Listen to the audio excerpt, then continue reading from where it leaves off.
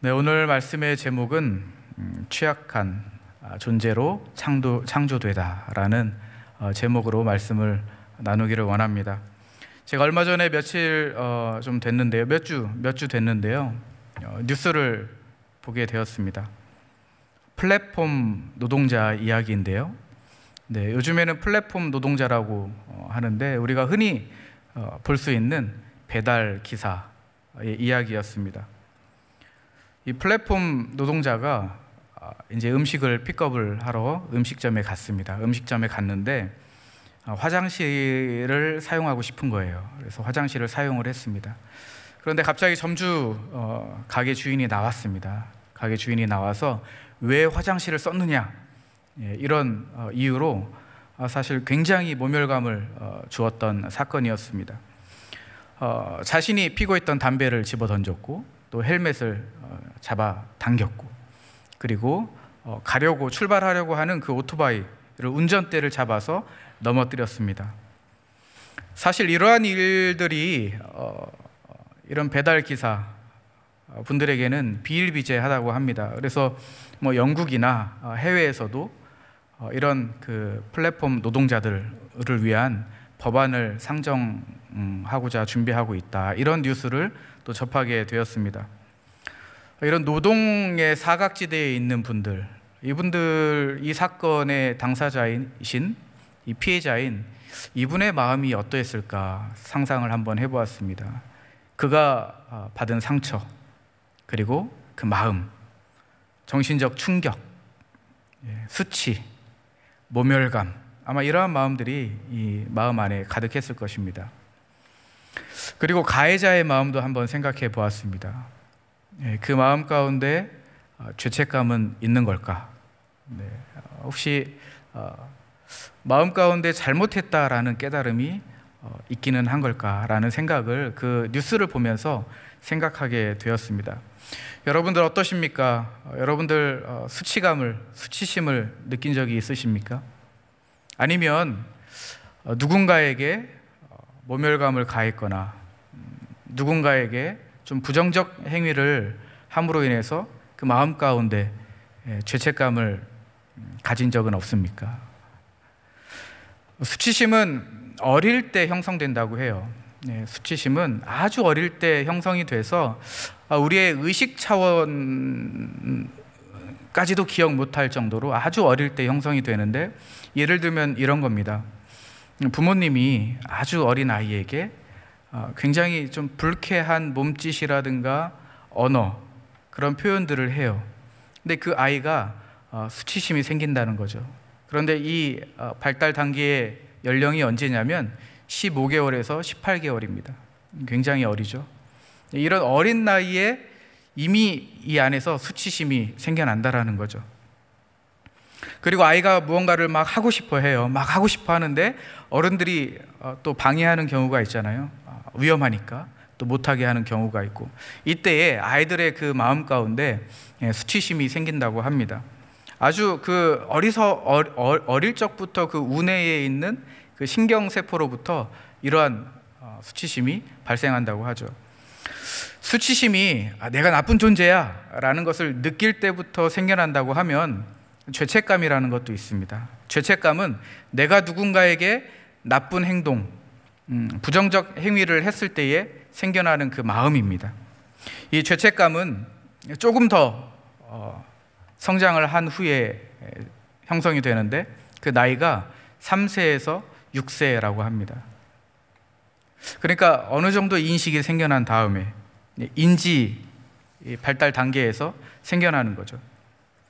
그래서 이러한 죄책감이 있을 때에는 어느 정도 공감이 포함된다고 합니다. 어느 정도 공감이 포함되는데, 왜냐하면 이 죄책감을 느끼려면 내가 다른 사람에게 안겨준 그 고통, 어떤 식으로든 고통을 내가 느끼고 있어야 이 마음 안에 죄책감이 생기는 거죠. 이러한 의미에서 죄책감을 해결하기 위해서는 어떻게 해결해야 되냐? 누군가와 함께 관계를 맺어야 한다는 것입니다. 누군가와 함께 관계를 맺어야 이 죄책감을 해결할 수 있다는 거죠. 그런데 재미있는 것은 무엇이냐면 수치감, 이 수치심이 해결되려면 떨어져 있어야 된다라는 거죠. 사실 해결되기 위해서 떨어지는 것이 아니라 내가 수치심을 느끼기 때문에 타인으로부터 나를 떼어놓는 것입니다. 참 재밌죠? 수치심을 느낄 때에는 내가 사람들로부터 멀어지려고 하고, 내가 죄책감이 있으면 그 사람과 함께 관계를 형성해서 문제를 해결해 나가려고 한다라는 것이죠. 오늘 본문에 보면 베드로가 나오죠. 베드로가 나오는데 베드로는 자신이 나쁜 존재임을 알았을 것입니다. 수치심을 가지고 있었겠죠. 그리고 자기가 이 나쁜 행위, 부정적 행위를 한 거에 대해서 잘 알고 있을 것입니다. 아마 죄책감이 있었겠죠. 이 두 가지 마음이 공존했을 것입니다.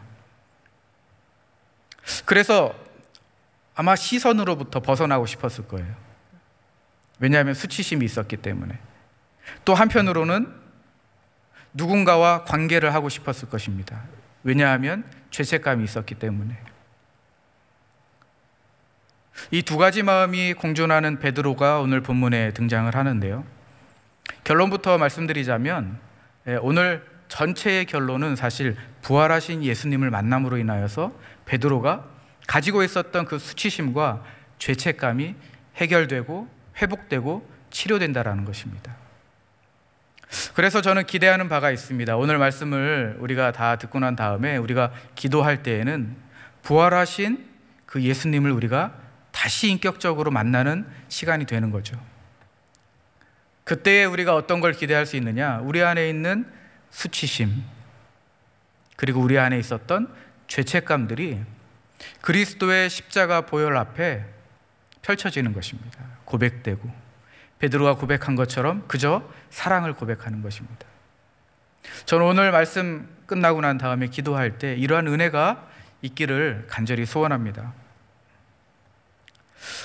오늘 본문에 등장하는 베드로는 부활하신 예수님을 여러 번 만났습니다. 고린도전서 15장 말씀에 보니까 4, 5절 말씀을 한번 우리 같이 읽겠습니다. 시작. 장사 지낸 바 되셨다가 성경대로 사흘 만에 다시 살아나사 게바에게 보이시고 후에 12 제자에게와. 고린도전서 15장 4절 5절 말씀인데요.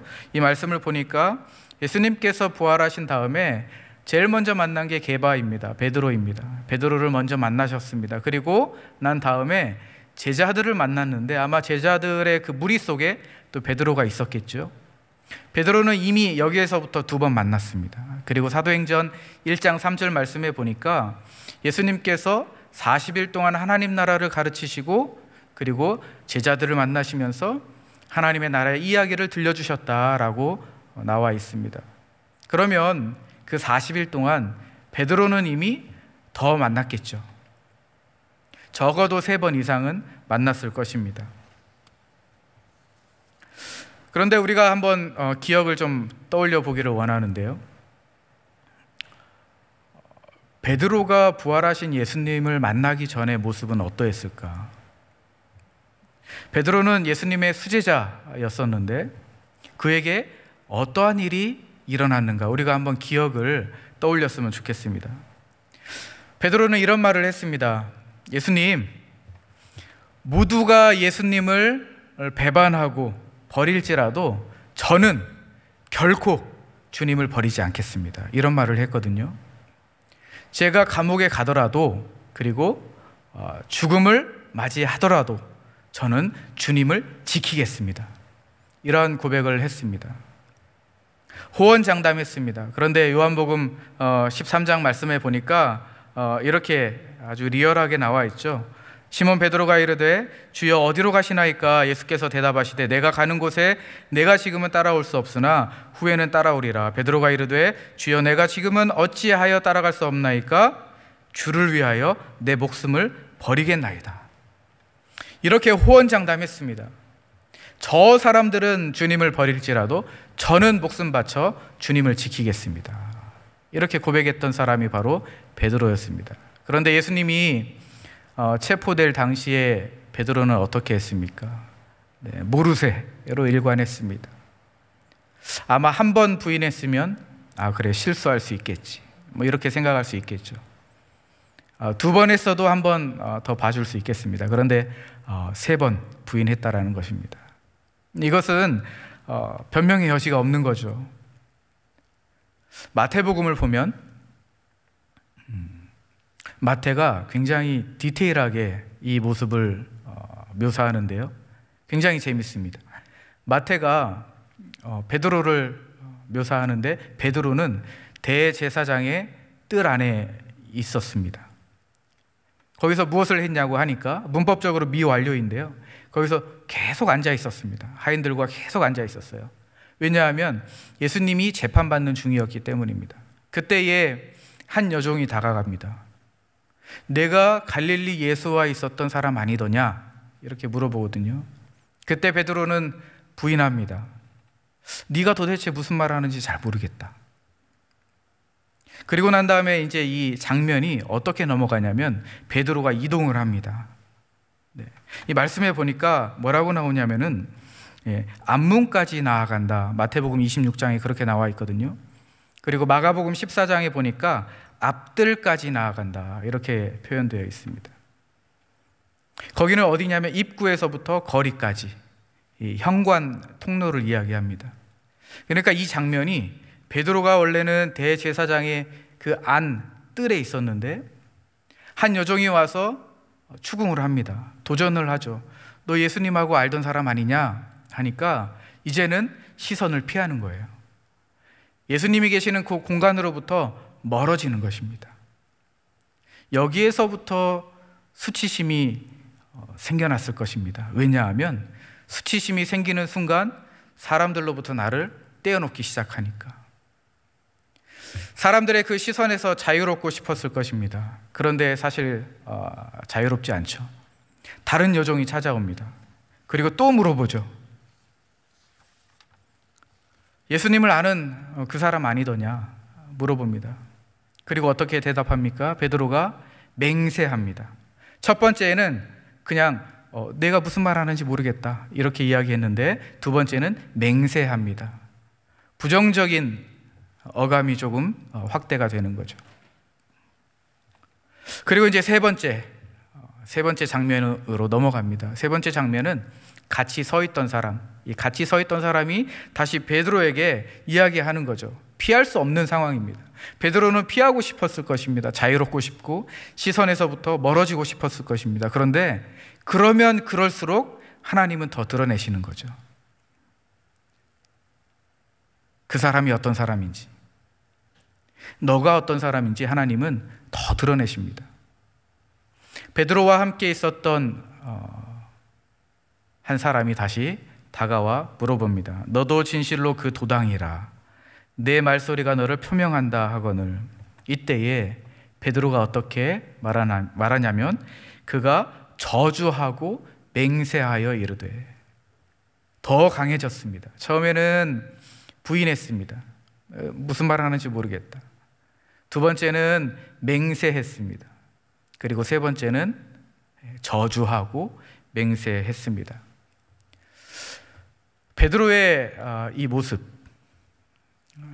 모습을 보면서 예일대학교의 신학자이신 미로슬라브 볼프라는 분이 이렇게 정의했습니다. 베드로는 잘못된 정체감을 가지고 있다. 잘못된 정체성을 가지고 있다, 그랬습니다.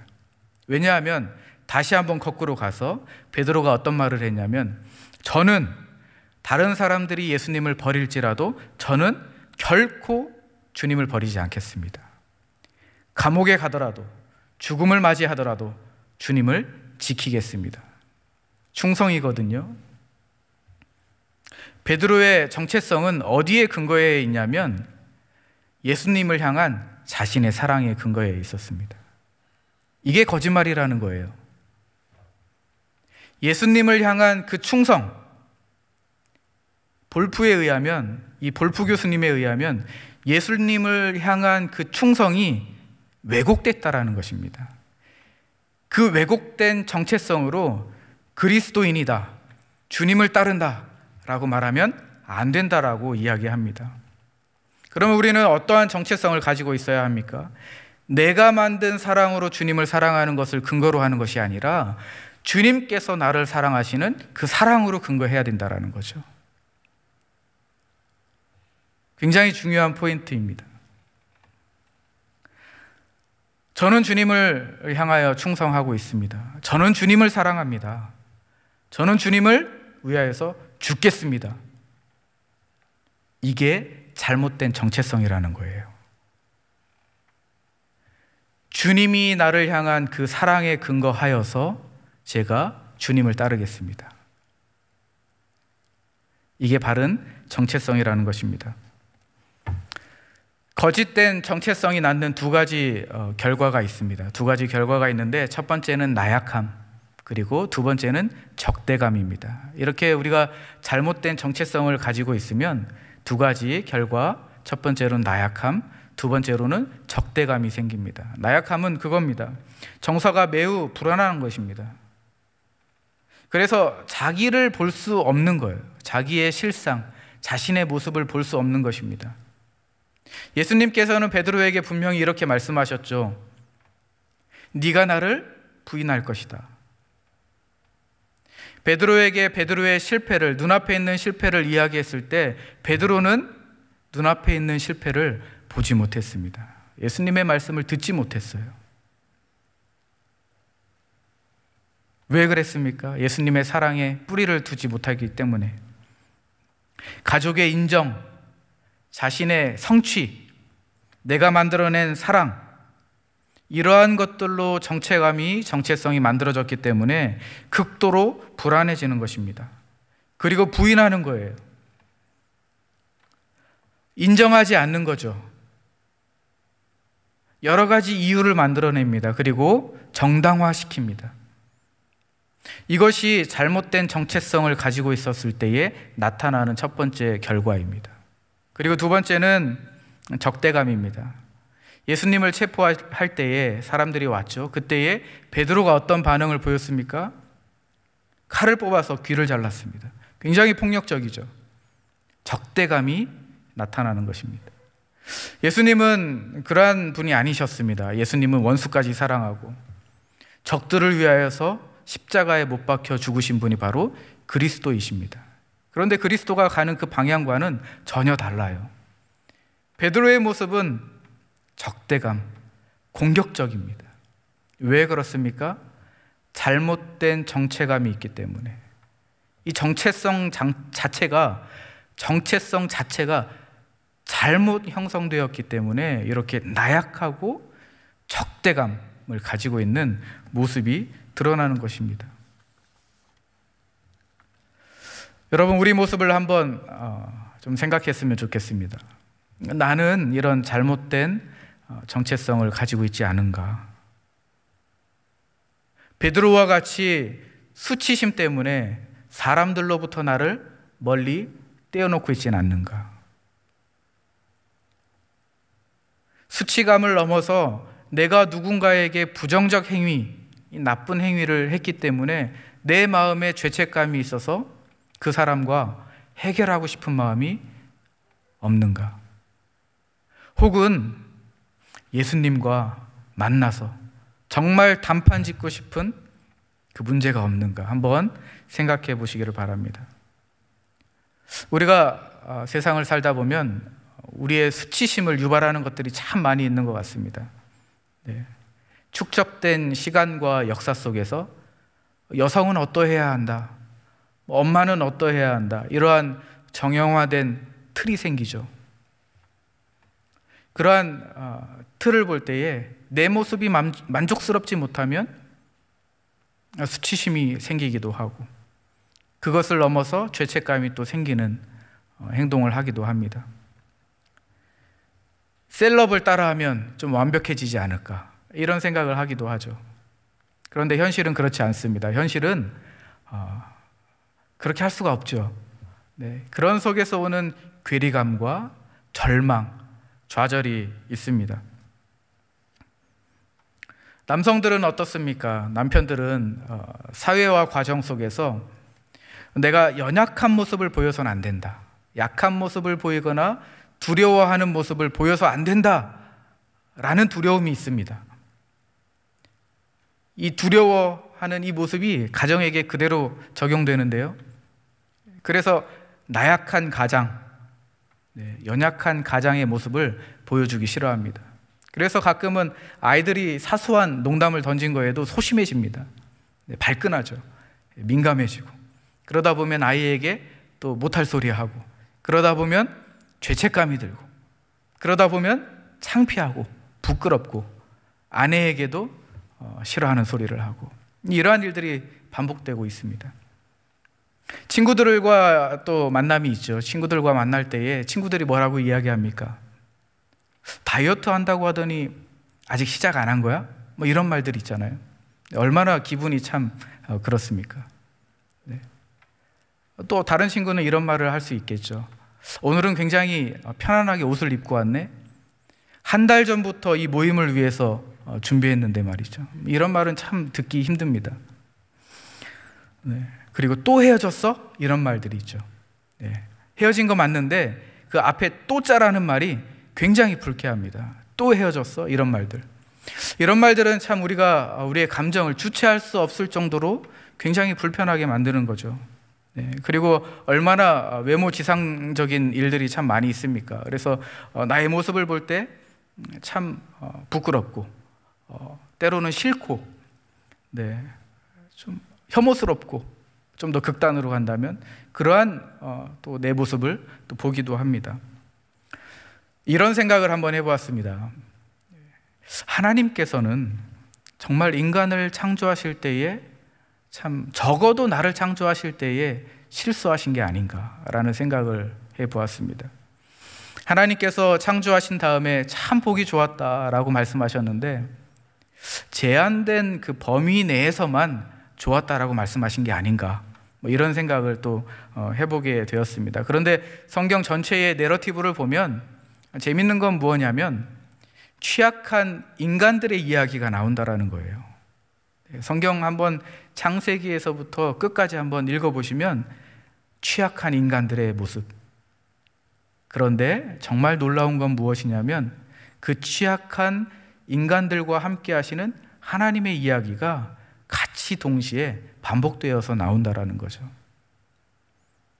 이러한 이야기는 세상 이야기와 참 구별된 정말 저희에게 놀라운 은혜를 주는 말씀입니다. 그래서 예수님을 중심으로 한 이야기들을 우리가 한번 보면 예수님께서 하신 이 말씀이 기억나요. 수고하고 짐진 자들아 다 내게로 오라. 내가 너희를 쉬게 하리라. 야고보 사도는 이런 말씀을 했습니다. 하나님을 가까이 하라. 그리하면 너희를 가까이 하시리라. 우리는 인정해야 되는데요, 취약한 존재입니다. 참 취약한 존재, 연약한 존재입니다. 인간이라는 존재 자체가 불안정합니다. 왜 그렇습니까? 하나님의 형상으로 지음받았기 때문에. 이건 또 무슨 말입니까? 하나님과 분리해서는 우리의 존재 자체가 취약하다라는 말입니다. 우리의 이 취약한 문제가 해결되려면 하나님의 형상으로 다시 하나님과 가까워지고 예수 그리스도를 통하여서 하나님의 구원 목적 안으로 들어가는 것밖에 없다라는 거죠. 다시 본문으로 돌아가서 이야기하자면 베드로의 수치심과 이 죄책감, 부활하신 예수님을 만나면서 회복하고 치유되었습니다. 누가복음 22장 31절 32절의 말씀에 보니까 예수님이 베드로가 부인할 것을 참 알고 계셨는데 그 경고하시기 전에 이런 말씀을 하셨어요. 한번 우리 같이 읽어볼까요? 31절 32절입니다. 시작.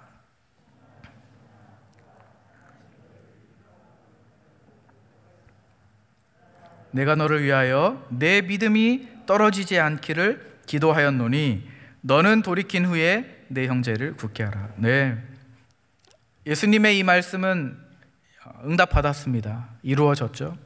베드로는 호언장담했습니다. 그런데 실패했습니다.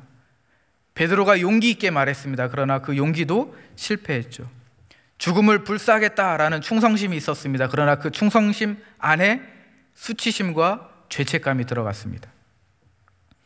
그런데 베드로는 실망하거나 좌절할 필요가 없습니다. 왜 그렇습니까? 예수님께서 베드로의 믿음이 떨어지지 않기를 위하여서 기도하셨기 때문입니다. 여러분들 이 말씀 꼭 기억하시기를 바랍니다. 우리는 취약한 존재이죠.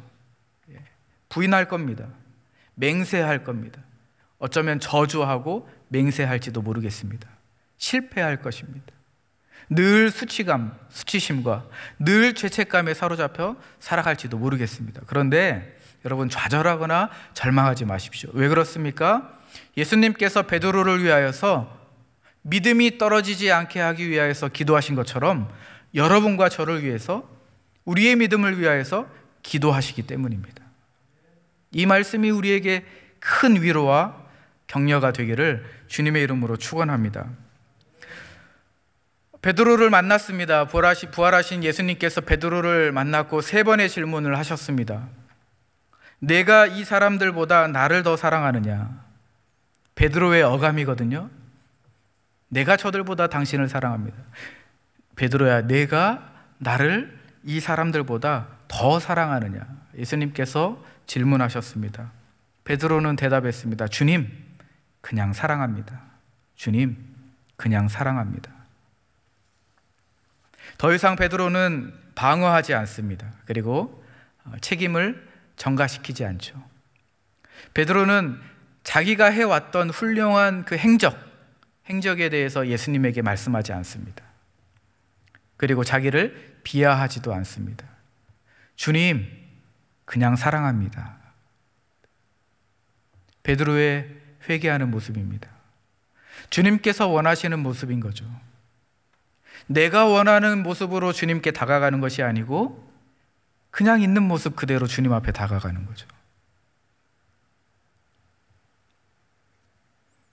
베드로의 이 고백에 주님은 참 기뻐하신 것 같아요. 그리고 이렇게 말씀하십니다. 내 백성을 위하여서 먹여라. 내 백성을 위하여서 다시 치라. 새로운 정체성이 부여되는 것입니다. 새로운 정체성. 우리 아까는 잘못된 정체성이 있었어요. 잘못된 정체성이 있었는데 베드로의 이 단순하면서도 자신의 모습 그대로를 주님 앞에 고백하였던 이 모습 후에 새로운 정체성이 이제 생겨나는 거죠. 새로운 자아가 창조되는 것입니다. 참 하나님께서 우리를 사랑하시는 방법들을 보면 참 너무 놀랍고 굉장히 창의적입니다. 하나님은 참 창의적으로 저희들을 사랑하시는데요. 요한복음 1장을 보면 요한의 기록에 참 예수님에 대해서 정말 멋지게 기록한 부분이 있습니다. 요한복음 1장 전체의 이야기인데, 뒷부분의 이야기인데, 어느 날 예수님의 제자 빌립이 자기의 친구인 나다나엘을 찾아갔습니다. 그리고 말했죠. 내가 메시아를 보았다. 나사렛 예수가 있더라. 그리고 그 친구인 나다나엘이 비웃었습니다. 어떻게 그러한 시골 동네 나사렛에서 선한 큰 인물이 날 수 있겠느냐 비웃었습니다. 그런데 어쨌든 갔습니다. 가는데 예수님께서 나다나엘에게 내가 무화과 나무 아래에 있었던 것을 보았다 이렇게 이야기했거든요. 아마 나다나엘은 좀 놀랐을 것이에요. 충격을 받았겠죠. 그리고 고백합니다. 참 임금이십니다. 당신은 이스라엘의 임금이십니다. 이렇게 고백을 했는데 그 다음에 예수님께서 1장 51절에 이렇게 말씀하십니다. 우리 같이 한번 읽겠습니다. 시작. 또 이르시되 진실로 진실로 너희에게 이르노니 하늘이 열리고 하나님의 사자들이 인자 위에 우르락 내리락 하는 것을 보리라. 고대에서부터 이런 이야기가 있었어요. 어떤 이야기가 있었냐면 하늘과 땅을 잇는 이 축이 있는데 순례자들이 열심히 행하고 열심히 순례의 모습들을 잘한다고 하면 이 하늘과 땅을 잇는 이 축을 통하여서 천상에 이를 수 있다. 이런 이야기들이 당시에 사람들에게 많이 알려져 있었습니다. 그래서 예수님께서 나다나엘에게 이야기한 것은 이런 것입니다. 하늘과 땅을 잇는 그 사람이 바로 나다. 그런데 하늘과 땅을 잇는 나를 통해서 내 삶과 나의 죽음과 나의 부활을 통해서 영광의 영께서 세상과 내 삶 속에 들어갈 것이다. 이걸 나다나엘에게 이야기한 거예요. 우리가 잘 알고 있지 않습니까? 아주 두터운 벽이 생겨났습니다. 세상에 삭막한 담장이 있었는데 예수님께서 그 틈을 내셨죠. 그리고 하나님과 갈라놓은 수많은 장벽들이 있습니다. 예수님을 통해서 구멍을 내셨습니다. 예수님께서 구멍을 내셨죠. 그리고 빛을 내셨습니다. 하늘과 땅을 잇는 바로 예수님에 의하여서 빛이 생기고, 그리고 어둠 가운데 있는 자들에게 무한한 희망을 주신 것이죠. 우리도 그렇습니다. 우리도 도망하던 그 야곱처럼 망가졌어도, 우리가 뵐 거라고는 돌밖에 없어도 우리가 그래도 희망이 있는 것이 무엇입니까? 하늘과 땅을 잇는 예수 그리스도가 있기 때문이 아닙니까? 예수님은 어떤 분이십니까? 하늘과 땅을 잇기 위하여서, 그리고 우리에게 희망을 주시기 위하여서, 우리에게 소망을 주고 우리의 모든 문제를 해결시켜 주시기 위하여서 부끄러움과 수치를 개의치 않으셨습니다. 우리 히브리서 12장 2절 말씀인데요, 우리 함께 같이 읽겠습니다. 시작. 믿음의 주여 또 온전하게 하시는 이인 예수를 바라보자. 그는 그 앞에 있는 기쁨을 위하여 십자가를 참으사 부끄러움을 개의치 아니하시더니 하나님 보좌 우편에 앉으셨느니라. 예수님이 누구십니까? 믿음의 선진들이 그렇게 바라던 예수님이십니다. 그렇게 바랬던 그 믿음의 궁극적인 목표를 이루신 분이 바로 예수님이십니다. 그래서 우리는 예수님을 믿음의 근원이요 믿음의 창시자이라고 이야기합니다. 예수님께서는 어떻게 사셨습니까? 자신의 모든 인생을 다 하나님 앞에 전적으로 의탁하고 신뢰하였습니다. 그렇게 하셨기 때문에 우리가 새로운 길을 걸어갈 수 있는 그 길을 열어주셨고 새로운 삶을 열어주셨습니다. 어떻게 그러한 일이 일어났습니까? 자신을 내어주셨기 때문에. 그리고 고난을 견디셨고 부끄러움을 개의치 않으셨기 때문입니다. NIV 영어 성경 버전에는 그 수치심을 경멸하셨다라고 번역되어 있는데, 다른 번역본에는 개의치 않다, 개의치 않으셨다, 그리고 멸시하셨다, 이렇게 번역되어 있습니다. 로마 시대에 십자가 처형이 왜 그렇게 무섭습니까? 왜 그렇게 큰 무서운 처형입니까? 바로 치욕 때문에 그렇습니다. 네. 공개적으로 조롱하는 거거든요. 공개적으로 조롱하고 멸시하는 수단이 바로 십자가이기 때문입니다. 그래서 십자가 처형이 굉장히 사람들에게는 두려움의 방법입니다. 그래서 이 십자가 처형은 반역자, 이방인, 노예들, 이러한 부류의 사람들만 처형을 당했습니다. 그런데 하나님의 사랑이 이 십자가의 처형을 통하여서 우리에게 증명해 주셨습니다. 얼마나 우리를 사랑하시는지, 얼마나 사랑하시는지.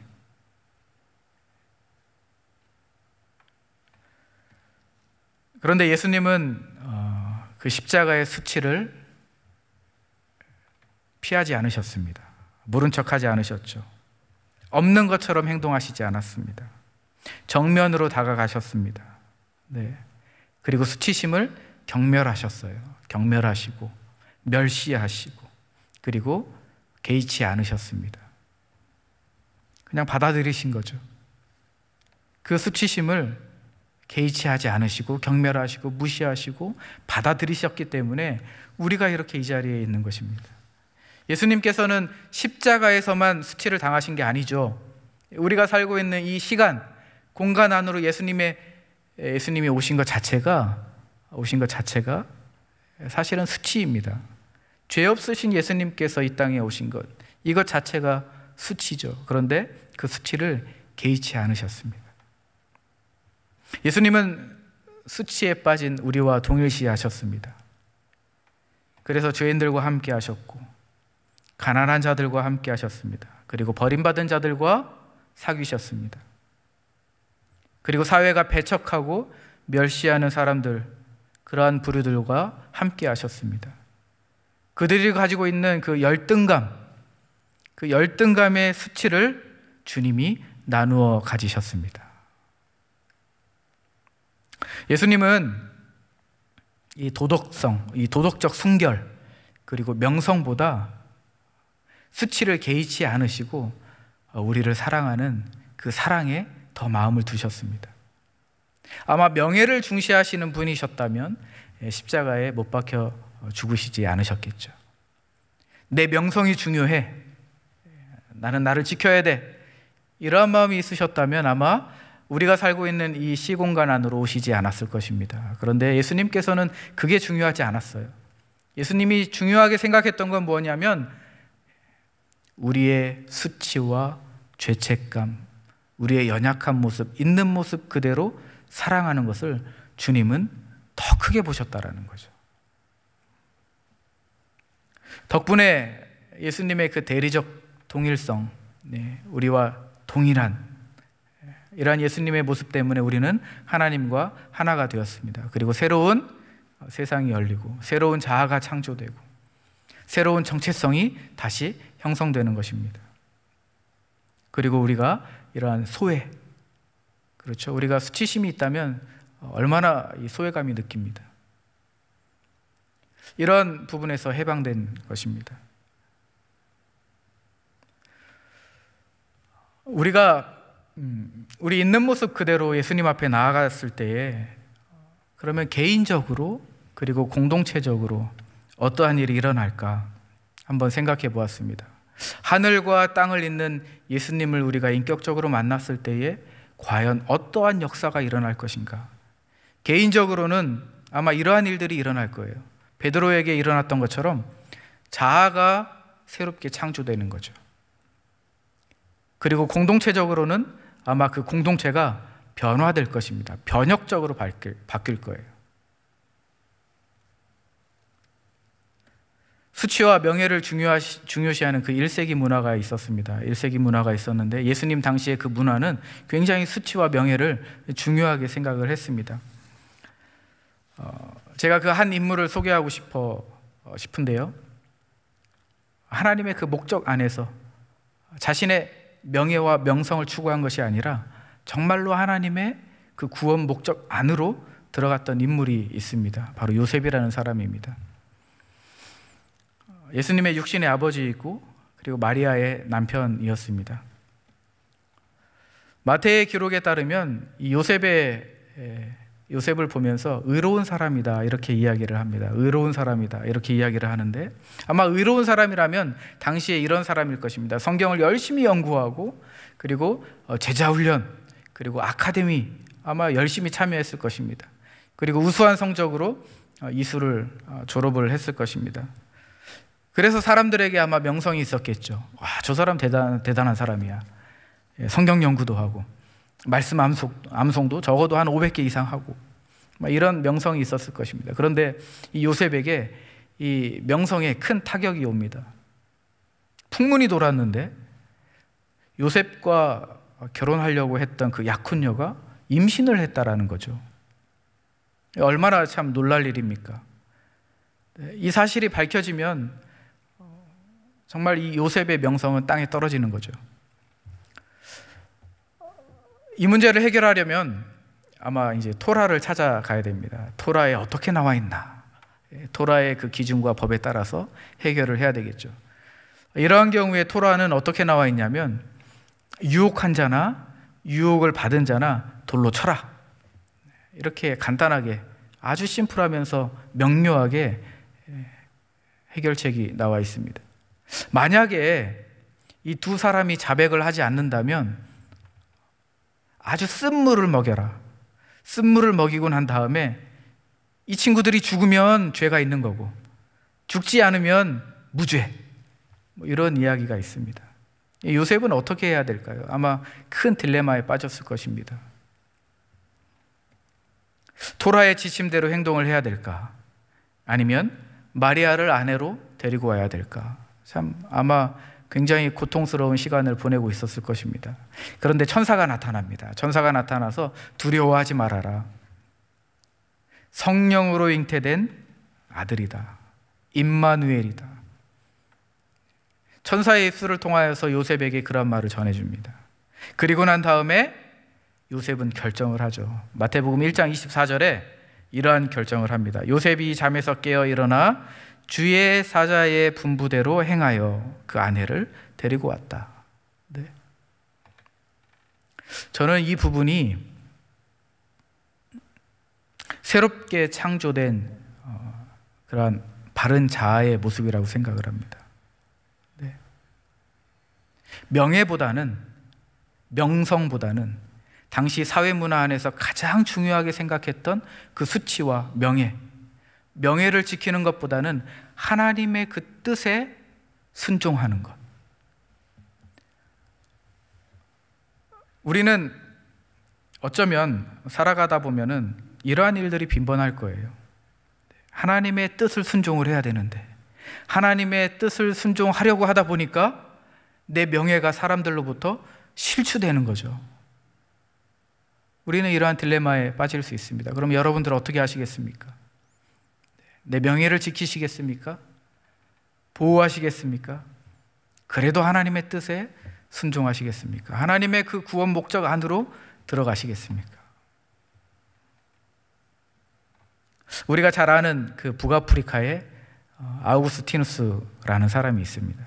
이 사람이 회심을 기점으로 해서 명예를 중시하는 그 정체성에서 아주 하나님이 원하시는 그 정체성으로의 그 여정이 잘 나와 있는데 회심하기 이전에 이런 말을 했다고 합니다.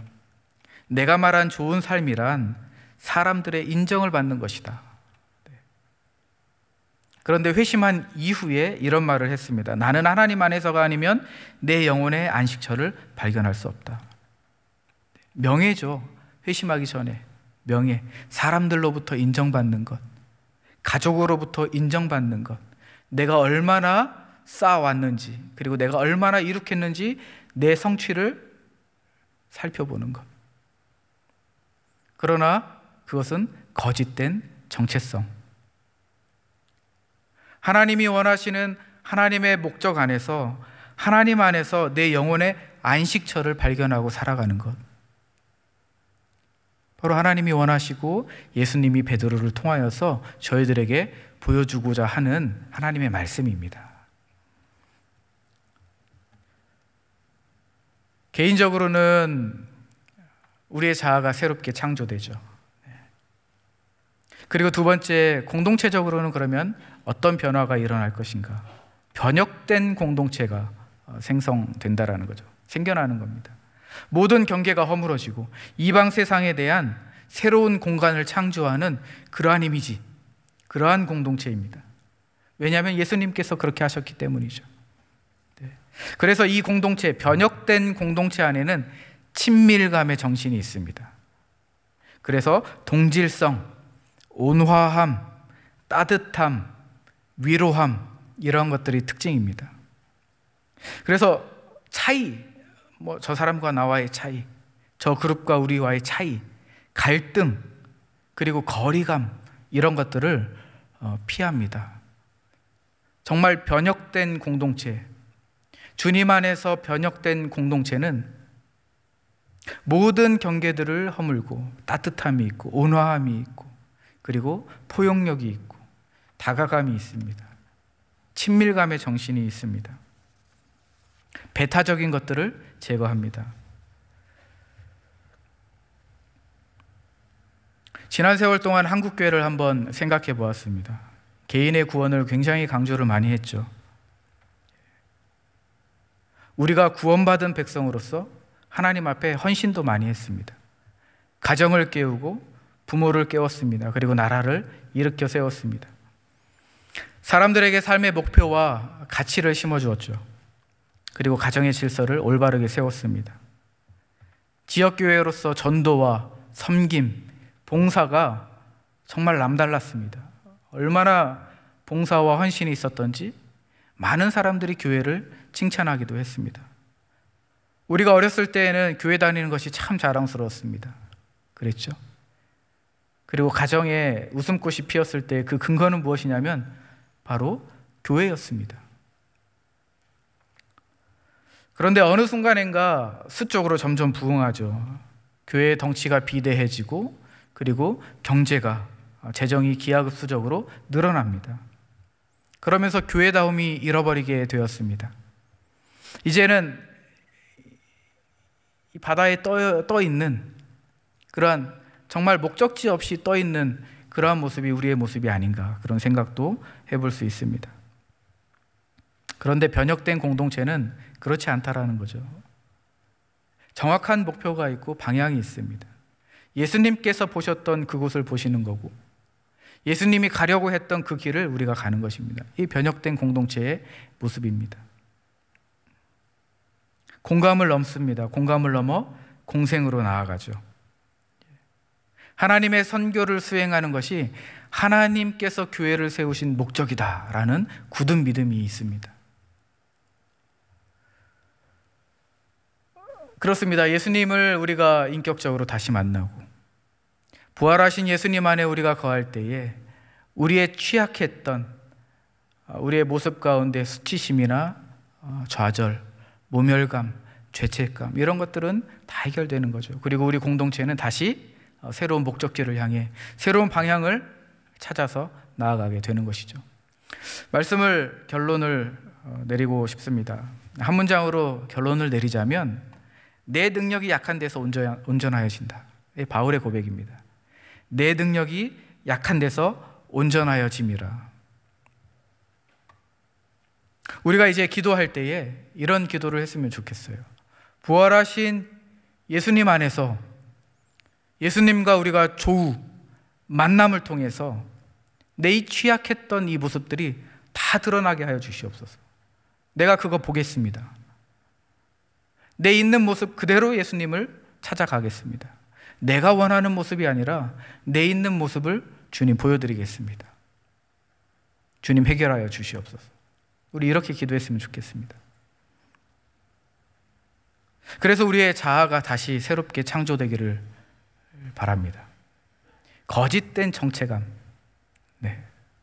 주님을 향한 이 왜곡된 충성, 내가 사랑하고 싶은 모습으로 사랑하는 이 거짓된 모습, 나의 성취, 내가 인정받고 싶어하는 그러한 모습들로 우리의 정체성의 근본을, 기초를 두지 말고 정말 주님이 원하시는 그 모습 그대로 그렇게 나아갔으면 좋겠습니다. 우리 고린도후서 4장 10절 말씀, 11절, 12절, 14절 말씀이 있는데 이 말씀 우리가 한번 같이 읽고 또 기도하는 시간 갖도록 하겠습니다. 같이 한번 읽겠습니다. 시작. 우리가 항상 예수의 죽음을 몸에 짊어짐은 예수의 생명이 또한 우리 몸에 나타나게 하려 함이라. 우리 살아있는 자가 항상 예수를 위하여 죽음에 넘겨짐은 예수의 생명이 또한 우리 죽을 육체에 나타나게 하려 함이라. 그런즉 사망은 우리 안에서 역사하고 생명은 너희 안에서 역사하느니라. 주 예수를 다시 살리시니가 예수와 함께 우리도 다시 살리사 너희와 함께 그 앞에 서게 하실 줄로 아노라. 아멘. 우리 함께 찬양하겠습니다.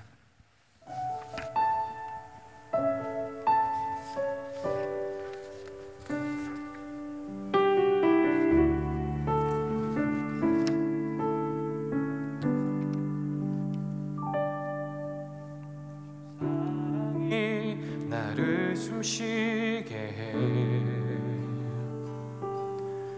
세상 그 어떤 어려움 속에도 주 은혜로 나를 돌보시며 세상 끝날까지 지켜주시네. 주님만이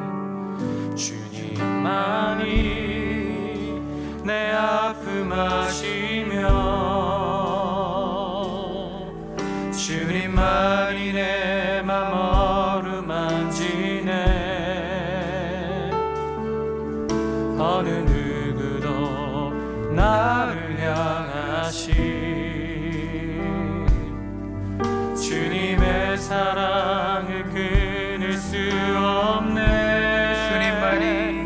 주님만이 내 능력이시며 주님만이 나의 구원이시네. 어느 누구도 나를 향하시 주님의 사랑을 끊을 수가 없네. 주 사랑이 나를 이끄시네. 주 사랑이 나를 이끄시네. 내가 갈 수 없는 그곳으로 주의 사랑 나를 붙드시며 세상 끝날까지 인도하시네. 주님만이 내 아픔 아시며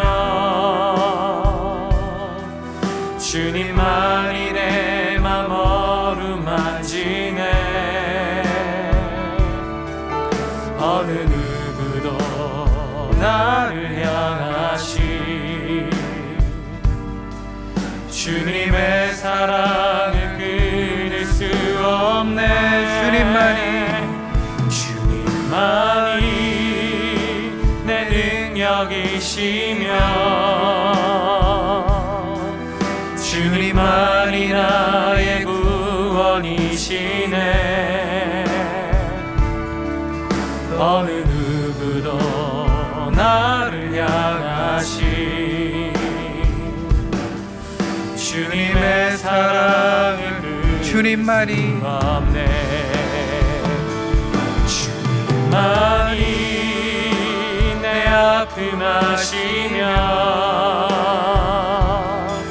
주님만이 내 맘 어루만지네. 어느 누구도 나를 향하시 주님의 사랑을 끊을 수 없네. 주님만이 내 능력이시며 주님만이 나의 구원이시네.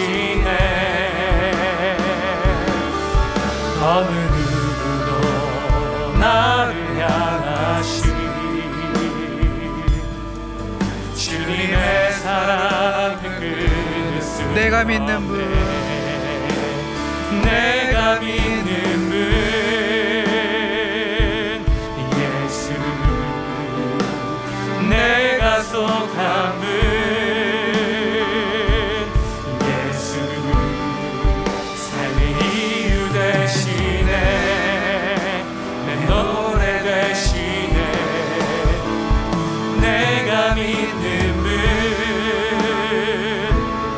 예수, 내가 속한 분 예수, 삶의 이유 되시네. 내 노래 되시네.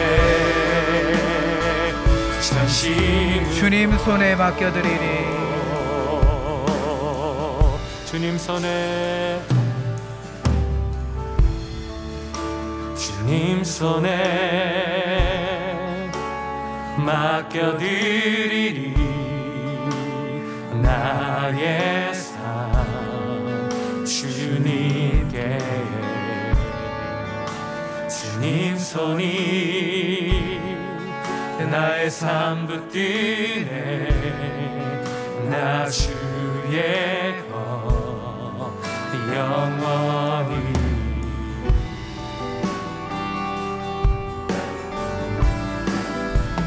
내가 믿는 분 예수, 내가 속한 분 예수, 삶의 삶의 이유 되시네 내 노래 되시네 내가 믿는 분 예수 아멘 내가 속한 분